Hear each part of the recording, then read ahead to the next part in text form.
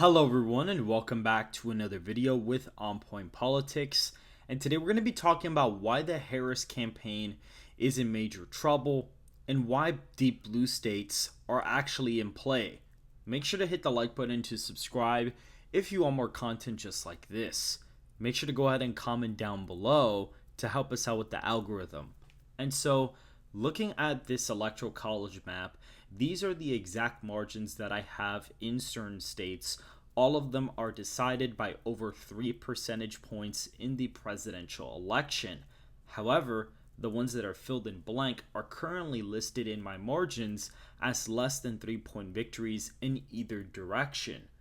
Donald Trump is currently winning 329 electoral college votes to Harris's 209 because he is actually winning Minnesota, Nebraska second, Maine at large, and New Hampshire, including Virginia. So, out of all the states that are already in blank, he's actually ahead in about 4 of them already, with Virginia being the only one that he's actually not even ahead in. Harris is currently ahead in my estimate by just about a point and a half, and there's a lot of modeling that is being done by a very accurate pollster, not necessarily a pollster who does polling there, but somebody who does an election model in Virginia. I've been in talks with them, and they've gotten the 2020 margin spot on. They predicted Governor Youngkin's victory in 2021. They ended up predicting his margin almost exactly to the T, and they were pretty correct in races in 2023. 2022, they did not run the model, however. And so my current map looks like this, which currently has Minnesota, New Hampshire, and Maine all going to the former president. Now, you may say, well, this is a little bit extreme, but I'm going to explain to you why this could actually happen. Because if we actually go ahead and look at this is something very interesting. I took the 2020 results from the last cycle and just shifted them exactly 7.3 percentage points to match with a Trump plus 2.8 national environment. And what we see here are numbers that are pretty interesting when you compare them. I mean, you have pretty similar Georgia and Arizona margins in this. Florida's margins fairly similar to what we have. Texas is a little bit more Republican in our estimates because Donald Trump's gaining with Hispanics. Our Wisconsin average is pretty similar to that as well. We also see North Carolina's margin is pretty similar. New Hampshire is in the toss-up column at 0.1% for Biden, or at least for Kamala Harris if we were to shift the popular vote directly. Minnesota is a flip. Virginia is about a 2.8 percentage point win when you shift it. And when you look at Maine at large, Biden would barely be ahead if you shifted the popular vote 7.3 percentage points to the right from the 2020 cycle. And so even when you just shift the 2020 results directly with my popular vote estimate, he's already winning Minnesota and is basically about to win New Hampshire. And Nebraska second is already tilt Republican. So the only difference on this is that Maine at large is essentially Democrat on that previous map, including New Hampshire. So it's fairly similar. But Kamala Harris hasn't actually been polling the best in the adjusted averages in Maine at large or New Hampshire. And so for that reason alone, that is why she is currently down in some of these states. So essentially looking at that, guys, the problem for Kamala Harris is that Donald Trump usually is a very good closer in the polling data, meaning he tends to catch up pretty rapidly in the electoral college and in the popular vote in the polling as the weeks come up. This is a combination of Donald Trump actually being a good closer in politics, as well as polls hurting their results at the end of the cycle to reduce their margin of error so they can keep some credibility for the next election cycle. That is the two main things that cause that. And so right now, we're already at a part where he's not even beginning to close the polling yet, and he's already competitive in Minnesota, Maine at large, and New Hampshire, which are all states where either A, the internals for both campaigns have reported pretty close numbers that are similar to mine.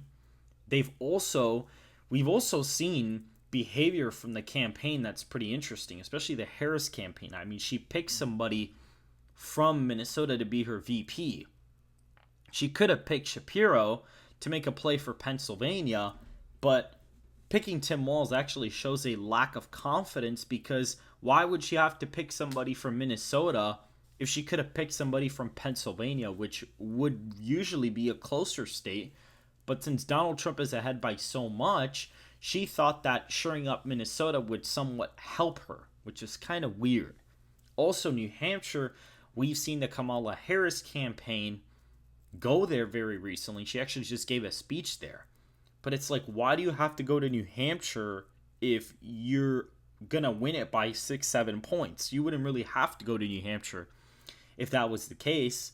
Maine at large is another interesting one, because Maine at large, actually, believe it or not, there have been no suspicious campaign activity from the Kamala Harris campaign, but both candidates, campaigns actually report a pretty close race in Maine at large. So there was a report that came out that both candidates are reporting that Maine is effectively a toss-up state, and so that's already a bad sign for Kamala Harris.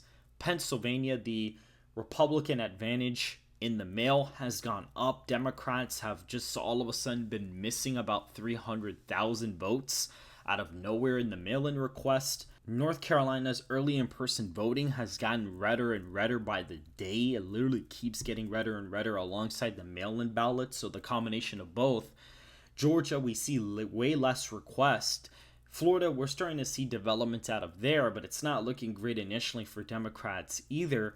And even Illinois, there's just about 1 million and something mail-in ballots that are just missing from the Democrat. There's just missing.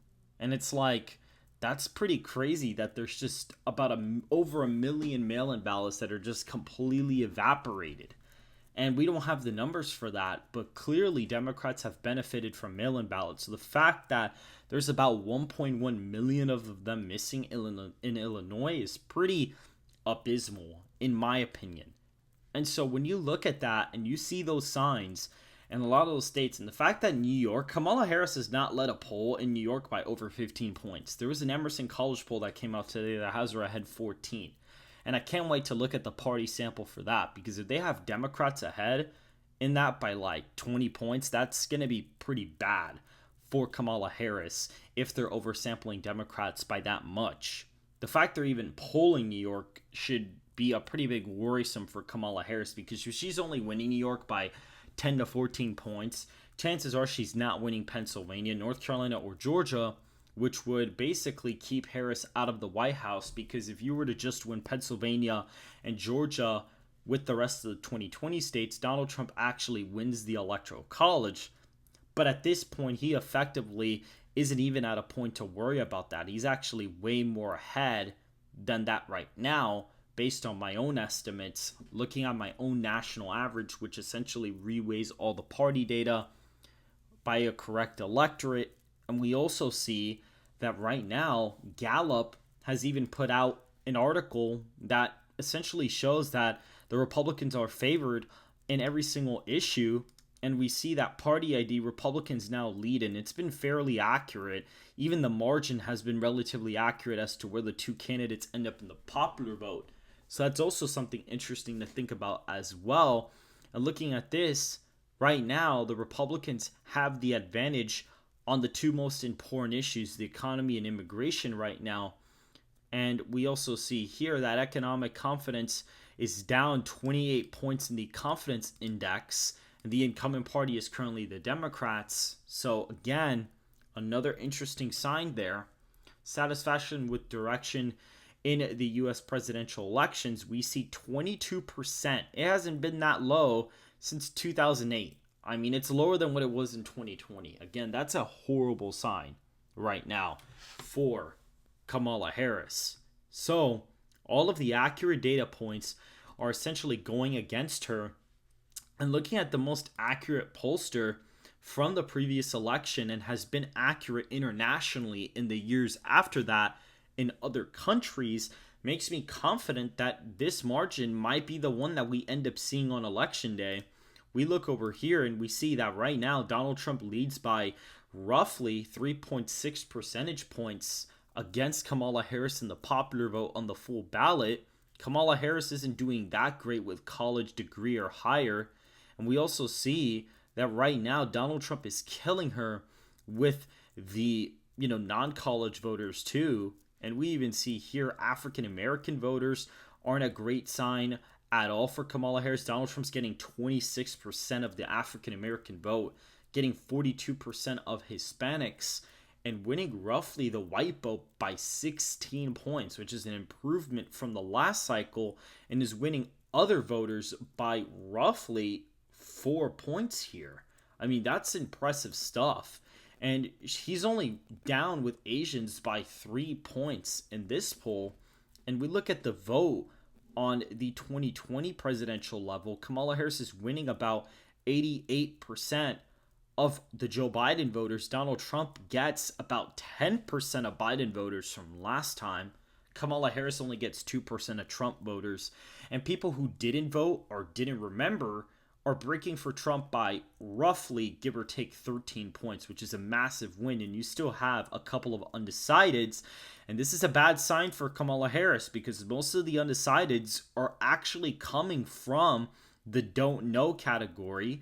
And a lot of the undecideds are coming from the didn't vote / don't remember category, which is not a great sign because this is their, election that they didn't vote for last time. And now they're like, oh, the economy isn't great. Donald Trump is up with independents here by 4 points. He's actually winning more Democrats than Republicans as well, which is another interesting sign too. He's got the party crossover advantage too, which is fairly fascinating. And we also see with rural, he's winning by 20. He's actually up with suburban voters by about 2 points. And he's only down with urban voters by roughly, give or take, about roughly 6 points there, which isn't a great sign for her at all either. And we see between Donald Trump and Kamala Harris, which candidate do you reject more? Kamala Harris wins the question by the opposite margin of who's winning the popular vote, which is, again, very fascinating. And we see here the only demographic besides white voters that's a major demographic that rejects Kamala Harris is actually Hispanic voters by a whopping 13 points, which is very fascinating.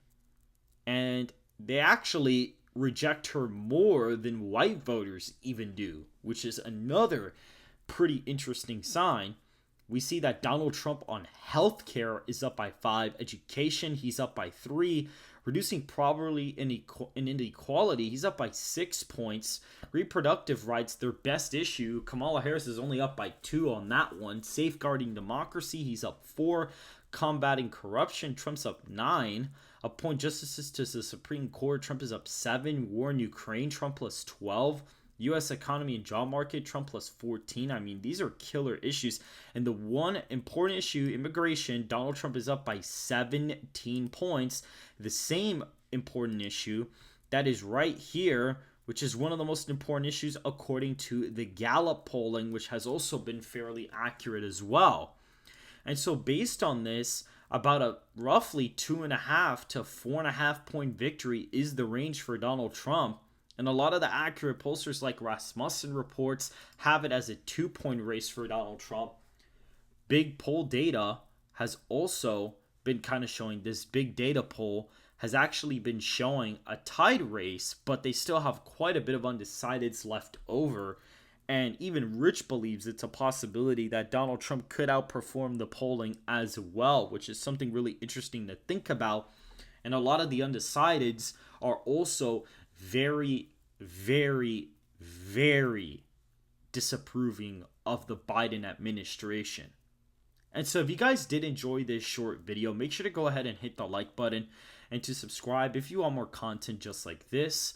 And before you guys go ahead and leave, let's go to betonline.com. I want to show this off to you guys. If you go ahead and go to the politics section, you can actually go ahead and bet on who's going to win the presidential election, the actual state, where they're going to go, the actual state margins, the House of Representatives, as well as the U.S. Senate elections. Make sure to go down to the description down below to sign up for free.